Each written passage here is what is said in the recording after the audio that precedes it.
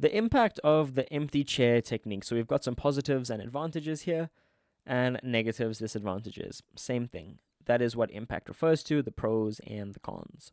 So managers are able to get things out in the open and practice dialogues before confronting employees. So we're literally, just discussing our problems to an empty chair here. We can get it out in the open. We can practice our own dialogue with this empty chair before, we approach our employees. We can justify solutions with it.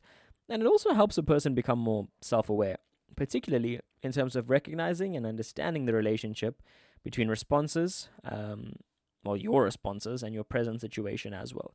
Like what I'm going to say, how's it going to affect the employee?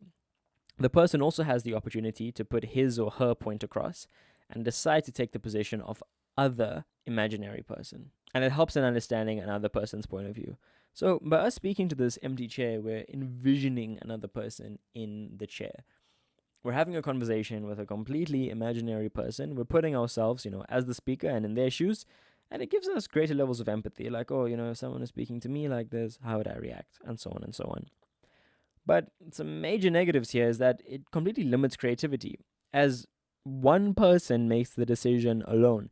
It's just one person giving forward their ideas, and they become, very tunnel visioned. They can only see it through one point of view, and sometimes one person's view is applied and maintained, and that may not always be the best view. Sometimes the solution can be great, but, sometimes it could be, on the lower tier, the middle tier, and effective solutions can never be generated as no one else participates in this empty chair technique. So it can be extremely limiting, but I guess we do save a bit of time because it's just one person, but that would be a positive.